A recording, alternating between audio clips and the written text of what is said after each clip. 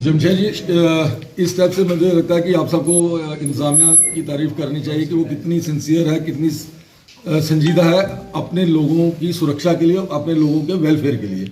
देखिए, एक दो तरह के दुश्मन होते हैं। एक जो दुश्मन सामने से आके लड़ता है, एक इनविजिबल दुश्मन होता है। और जब दुश्मन सामने दिखाई नहीं दे रहा तो हमने आज सब कुछ करना है अपने आप को प्रोटेक्ट करने के लिए, अपने आप को प्रोटेक्ट करने के लिए सब कुछ करना है।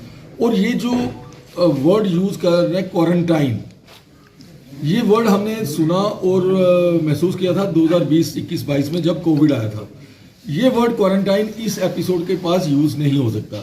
ये क्वारंटाइन नहीं है, ठीक है, क्वारंटाइन नहीं है। ये सिर्फ एक ऐसा लोकलाइज एरिया है जहाँ पे अनप्रेसिडेंट डेथ हुई है, 17 डेथ हो चुकी हैं। और हमें ये भी पता है और हमारी रिपोर्ट्स बोल चुके हैं कि ये वायरस नहीं है, बैक्टीरिया नहीं है। देखिए, सबसे पहले मैं अपनी स्टेटमेंट को जस्टिफाई करूँगा, मैं क्यों कह रहा हूँ ये इन्फेक्टिव डिजीज या वायरस और बैक्टीरिया नहीं है। पहली बात, हमारे पास रिपोर्ट्स हैं बड़े प्रीमियर इंस्टीट्यूट्स की, कंट्री के इंस्टीट्यूट्स की, जिसमें उन्होंने क्लियरली रूल आउट किया है एनी बैक्टीरियल और वायरल इन्फेक्शन। ये तो रिपोर्ट्स की बात आ गई। मैं रिपोर्ट के आने से पहले की बात करता हूँ। पहले केस हमारे पास आए थे 7 दिसंबर को। 7 दिसंबर से हमारे डॉक्टर, हमारे पैरामेडिकल वर्कर, हमारे health care worker in patients के साथ डील कर रहे हैं। मैं और मेरी टीम बदाल विलेज में कई बार आ जा चुके हैं और वहाँ बैठ चुके हैं। हम पूरा दिन बिता चुके हैं। ना तो मेरा कोई डॉक्टर आज तक बीमार हुआ है, ना मेरा कोई हेल्थ केयर वर्कर बीमार हुआ है, ना मैं बीमार हुआ। मैं मोहम्मद असलम और जो फजल, मैं तो उनके गले मिलता था। मोहम्मद फजल से मैं कल भी गले मिला हूँ। तो अगर ये इतनी इन्फेक्शन होती तो डॉक्टर भाटिया को अभी तक कुछ ना कुछ हो गया होता, मेरे हेल्थ केयर वर्कर्स को हो गया होता, हमारी टीम को कुछ हो गया होता, हमारे सीएमओ की जो टीम बैठी हुई है उनको कुछ हो गया होता, हमारे एपिडेमियोलॉजिस्ट जाते हैं इनकी टीम को कुछ हो गया था। और ये बीमारी अब तक वो बदाल से निकल के कंडी से निकल के पलमा से निकल के रजौरी से निकल सुंदरबन तक पहुंची होती है। और 1.5 महीने की बात हो गई है। सो ये सारे circumstantial evidence plus added by the laboratory reports, हम we are sure that it is not an infective process. Second बात आती है कि जिला इंतजामिया ने क्यों इनको उठाया। देखिए, जिला इंतजामिया ने उठाया क्योंकि वो बड़ी संजीदा है अपने लोगों की सुरक्षा के लिए, उनकी देखभाल के लिए।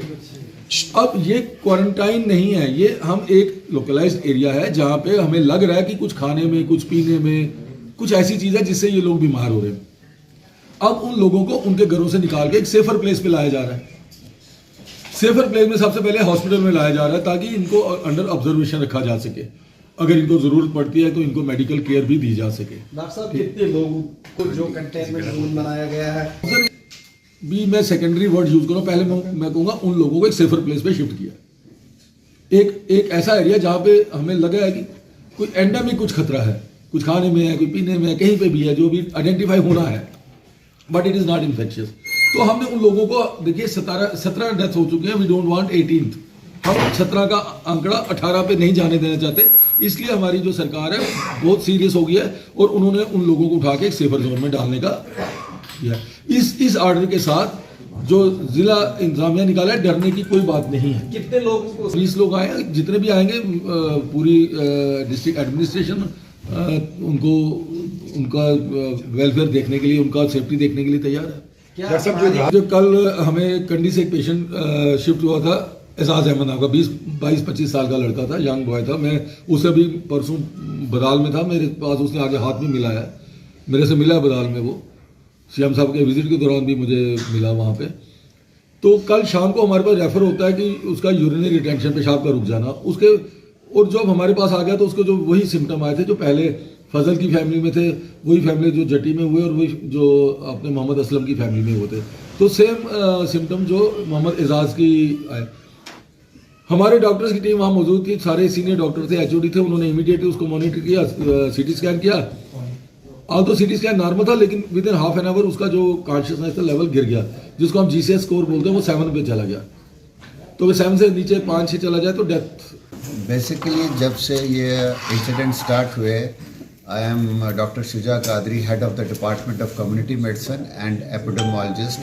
So Medical College was given the responsibility of doing the surveillance of this area since the beginning of the incident, and simultaneously to give an expert opinion, do an detailed epidemiological investigation to rule out what is the probable cause of this death.